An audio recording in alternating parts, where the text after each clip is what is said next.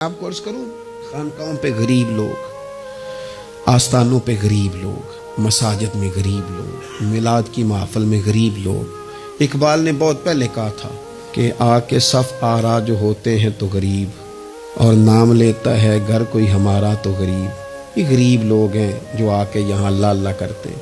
امراء تو اپنی دولتوں میں اور بڑی بڑی دعوتوں میں اور بڑے بڑے معاملات میں مصروف رہتے ہیں۔ حضرت صدیق اکبر امیر آدمی تھے اور ان کا بڑا نام تھا، جانے جاتے تھے۔ جب انہوں نے کلمہ پڑھا نا، ہلچل مچ گئی کہ ابو بکر کلمہ پڑھ گئے۔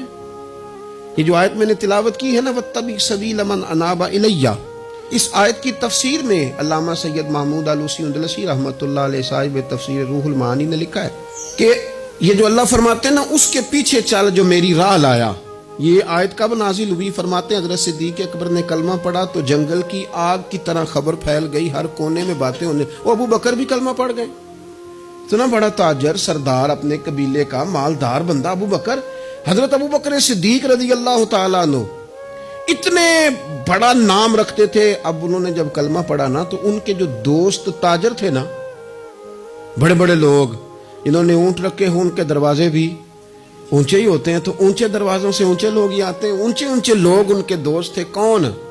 سب سے امیر آدمی حضرت عبد الرحمن ابن عوف، مکے کے بہترین تاجر حضرت عثمان غنی، حضرت زبیر بن عوام، حضرت سعید بن زید، حضرت طلحہ بن عبید اللہ، یہ ان کے دوستوں کی جماعت تھی۔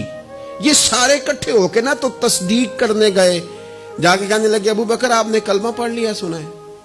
آپ فرمانے لگے سادہ تو نہیں نا اس سوال کا جواب، یہ کوئی عام کسی کا ذکر تو نہیں نا کہ میں فٹافٹ کر دوں، ذرا بیٹھ جاؤ، یہ بات کہ آ میرے دل آمنا کے لال کی باتیں کریں، ذرا بیٹھو نا، تسلی سے بیٹھو۔ بیٹھ گئے۔ حضرت صدیق اکبر نے بات شروع کی، انہوں نے نا کلام شروع کیا تو اس میں والہانہ پن اتنا تھا، پیار اتنا تھا۔ انہوں نے حضور کا تذکرہ یوں کیا، کبھی اخلاق کی بات، کبھی کردار کی بات، کبھی تعلیم کی سچائی کی بات، کبھی زبان کی صداقت کی بات، کبھی لفظوں کی رعنائی کی بات، کبھی نبی پاک نے جو حقوق بتائے ان کا ذکر۔ اس انداز میں حضور کا ذکر کیا کہ وہ جو تصدیق کرنے آئے تھے نا کہ آپ نے کلمہ پڑھا کہ نہیں پڑھا، وہ سارے بھی کلمہ پڑھ کے مسلمان ہو گئے۔